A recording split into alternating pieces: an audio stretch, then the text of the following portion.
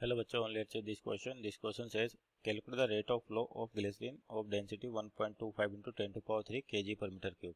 So the conical section of the radii of its end 0.01 meter and 0.04 meter and the pressure drop across its length is 10 Newton per meter square.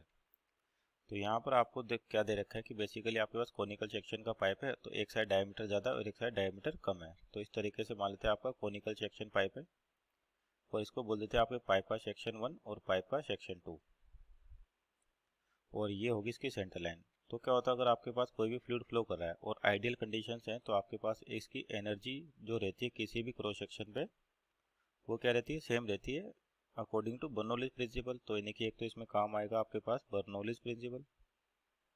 Basically energy conservation ही हो रहा है आपके पास यहाँ पर, लेकिन fluid के case में क्या लिखा जाता है इसको, बर्नौलीज थ्योरम या बर्नौलीज प्रिंसिपल। दूसरा यहाँ पर क्या है कि आपके पास जो रेट ऑफ फ्लो है यानी कि जितना लिक्विड यहाँ से पर यूनिट टाइम एंटर कर रहा है उतना ही लिक्विड यहाँ से बाहर निकलना चाहिए उसी टाइम में, क्योंकि बीच में आपका कहीं भी आपका वाटर एकम्युलेट नहीं हो सकता। यानी कि रेट ऑफ फ्लो यानी कि inflow should be equal to outflow. तो यहाँ पर दूसरी जो इक्वेशन है ये क्या होती है आपके पास, कंटिन्यूटी इक्वेशन। Continuity equation. तो यहाँ से अपने को अब जो कंडीशन दे रखी है उसकी बात करते हैं। तो कुछ डेटा या क्रॉस सेक्शन जैसे अपन ने माना कि मान लो क्रॉस सेक्शन 1 है तो यहाँ पर प्रेशर बोल देते P1 है, वेलोसिटी V1 है और एरिया A1 है। यहाँ पे प्रेशर P2 है, वेलोसिटी V2 और एरिया कितना A2 है। एट क्रॉस सेक्शन एरिया मतलब पाइप का जहाँ पर एंटर कर रहा है। तो पहले तो कंटिन्यूटी इक्वेशन को देखें तो आपके पास फिक्स है कि A1 V1 बराबर क्या होना चाहिए, A2 V2 according to continuity. तो यहाँ पर रेडियस दे रखी है तो अपन V1 और V2 का रिलेशन निकाल सकते हैं। तो V1 अपॉन V2 हो जाएगा A2 अपॉन A1 और एरिया क्या हो जाएगा पाई आर स्क्वायर यानी कि पाई R2 square by pi R1 square. तो R2 की वैल्यू कितनी 0.04 और R1 कितना है 0.1 और इसका square pi pi cancel out हो जाएगा तो ये होगा 4/25। Equation number 1। अब यहाँ पर दूसरी जो कंडीशन आएगी वो कौन सी आएगी, बर्नौलीज प्रिंसिपल की। उसके अकॉर्डिंग जो आपके पास pressure total energy of flow होती है किसी भी क्रॉस सेक्शन में वो कांस्टेंट होती है और लिखी कैसे जाती है, P1 half rho V1 square plus rho GH1 equal to P2 plus half rho V2 square plus rho GH2। तो ये है क्या, basically pressure energy point volume, ये है काइनेटिक एनर्जी पॉइंट वॉल्यूम और ये पोटेंशियल एनर्जी पॉइंट वॉल्यूम। तो horizontal case में क्या होता है आपका H1 H2 बराबर है तो पाइप के लिए ये चीज़ें तो कैंसिल आउट हो जाएंगी। तो P1 और P2 को इधर लेके आए अपने पास तो P2 इक्वल टू कितना हो जाएगा यहाँ पर 1/2 रो V2 square minus V1 square. और आपको प्रेशर डिफरेंस दे भी रखा है कितना है 10 न्यूटन का।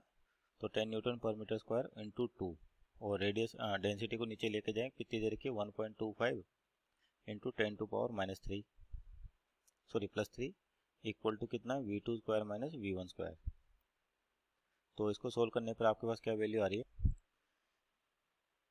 इसको लिखे V2 square minus V1 square, V2 square minus V1 square. तो यहाँ पर जो V2 square minus V1 square की वैल्यू आ रही है आपके पास सोल्व करने पर 1.6 into 10 to power minus 2 metre square पर सेकेंड स्क्वायर। तो V2 स्क्वायर माइनस V1 और अपने पास V1 V2 का रिलेशन है तो वहाँ से अगर वैल्यू निकाले अपन तो आपके पास रेशो है V1 अपॉन V2 4/25। तो यानी कि V1 क्या ले सकते हैं अपन 4/25 इंटू V2। तो ये वैल्यू यहाँ पर रखे तो आपके पास क्या हो जाएगा V2 स्क्वायर कॉमन आ जाएगा तो अंदर बचेगा कितना 1 माइनस 4/25 यानी कि इसका भी स्क्वायर है तो 16/625 इक्वल टू कितना हो जाएगा 1.6 इंटू 10 टू पावर माइनस 2। तो V2 की जो वैल्यू आ गई आपके पास क्या लिखी जा सकती है 1.6 into 10 to power minus 2 divide by इसका एलसीएम आ गया 625। तो ये तो ऊपर चल जाएगा आपके पास 625 और नीचे बचेगा 625 माइनस 16 और इसकी होल पावर 1/2। तो यहाँ से V2 जो आ जाएगा वेलोसिटी ऑफ फ्लो किसी भी क्रॉस सेक्शन में निकाल सकते हैं, 1 पे भी निकाल सकते हैं, 2 पे भी निकाल सकते हैं। तो सोल्व करने पर आ रही लगभग 0.128 मीटर पर सेकेंड।